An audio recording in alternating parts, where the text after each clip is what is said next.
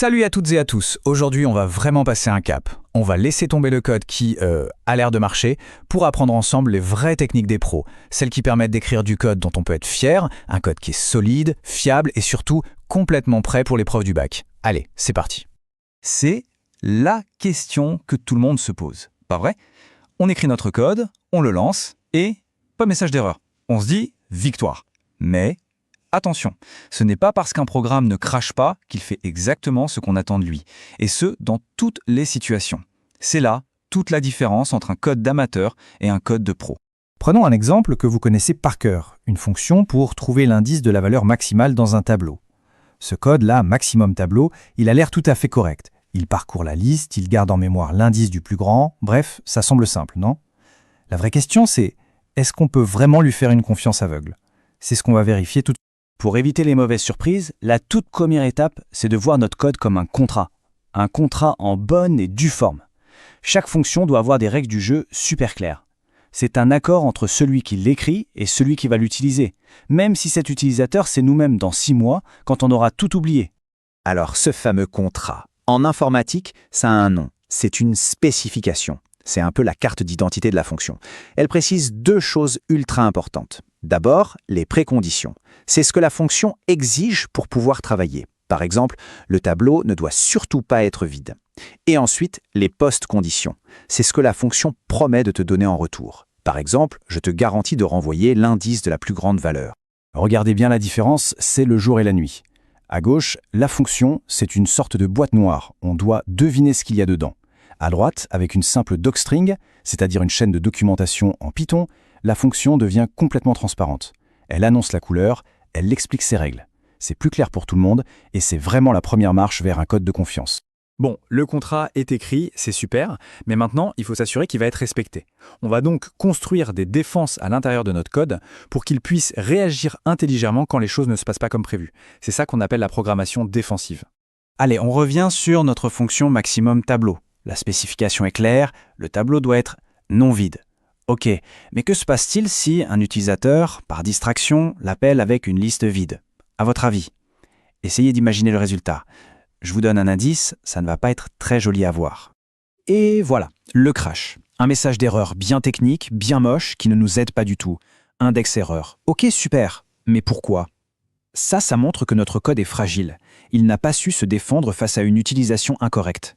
On peut et on doit faire beaucoup mieux que ça. L'outil numéro 1 de la programmation défensive en Python, c'est l'instruction assert. Il faut voir assert comme un vigile, un garde du corps, placé à l'entrée de votre fonction. Son job, vérifier que les préconditions sont bien respectées. Si la condition est vraie, il dit « Ok, tu peux passer ». Mais si elle est fausse, il arrête tout. Et cette fois, il le fait avec un message clair. La démarche est vraiment simple, en 3 temps. D'abord, on identifie le point faible, le crash avec la liste vide. Ensuite, on met en place une défense. On ajoute assert lent supérieur 0. On peut même ajouter, juste après une virgule, un message personnalisé, du genre « le tableau fourni est vide ». Et enfin, on obtient un résultat à maîtriser. Le programme s'arrête, certes, mais proprement, en nous expliquant exactement pourquoi. Et ça, c'est un point essentiel à comprendre. Voir un assertion error s'afficher, ce n'est pas un échec de votre code. C'est tout le contraire. C'est la preuve que vos défenses fonctionnent parfaitement. Votre code a repéré qu'on essayait de violer le contrat et il a sonné l'alarme de manière claire et précise. C'est une vraie victoire pour la fiabilité de votre programme. Ok, on a un contrat, on a des défenses. C'est déjà très bien.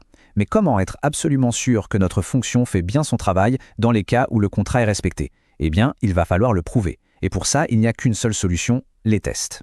Retenez bien cette phrase. La pire des stratégies en programmation, c'est d'espérer qu'il n'y a pas de bug. La seule manière d'avoir confiance en son code, c'est de le mettre à l'épreuve, de le malmener un peu, de le pousser dans ses retranchements pour être sûr qu'il se comporte exactement comme on l'attend. Mais attention, tester, ce n'est pas juste essayer une ou deux valeurs au pif. Non, il faut être méthodique comme un détective. Un bon jeu de test, ça doit couvrir plusieurs catégories. D'abord, les cas normaux, les cas évidents. Ensuite, les cas limites, ce qu'on appelle les edge cases, comme une liste vide ou avec un seul élément. Il faut aussi penser aux valeurs un peu spéciales, comme des négatifs, des zéros, et bien sûr les cas avec des doublons. Allez, nouveau défi. Regardez cette fonction, S croissant. Elle est censée vérifier si une liste est bien triée. À première vue, elle a l'air parfaite. Et pourtant, je vous garantis qu'il y a un bug bien vicieux caché dedans. Un simple test comme assert S croissant de 1, 2, 3, 4 égale true l'a fait planter. Mais pourquoi? On dirait que l'indice de la boucle va un cran trop loin. C'est la preuve parfaite que même le code le plus simple a besoin de tests rigoureux. Quand un test échoue, comment on trouve le coupable? C'est l'étape du débugage. Et là, une des techniques les plus simples, mais aussi les plus efficaces, c'est la technique de l'espion. On va simplement placer une instruction printcar à un endroit stratégique, ici dans la boucle, pour observer ce que fait une variable clé, comme notre indice i. Et là, on voit en direct, tour après tour, ce que fait le programme. C'est hyper pratique. D'accord, faisons le point. On a vu les 3 piliers pour un code de confiance. 1. Spécifier. 2. Défendre. Et 3. Tester. C'est vraiment le trio gagnant pour tout déchirer en NSI et même après. Allez, on passe à la fiche de révision spéciale pour le bac. Pour ceux qui veulent vraiment passer au niveau supérieur, il y a un concept qui est fondamental, l'invariant de boucle. Qu'est-ce que c'est? C'est une propriété de votre algorithme qui est toujours vraie, que ce soit avant la boucle, pendant chaque tour et à la fin. Savoir trouver et utiliser un invariant de boucle, c'est la compétence ultime. C'est ce qui permet de prouver qu'un algorithme est correct. C'est un vrai signe de maîtrise. Et voici la synthèse, la fiche à retenir. 5 points clés. La spécification, c'est le contrat. La programmation défensive avec assert, c'est le bouclier. Les tests unitaires, c'est l'interrogatoire pour tout vérifier. Le débugage avec print, c'est l'enquête quand ça ne marche pas. Et l'invariant de boucle, c'est la preuve ultime que votre raisonnement est juste.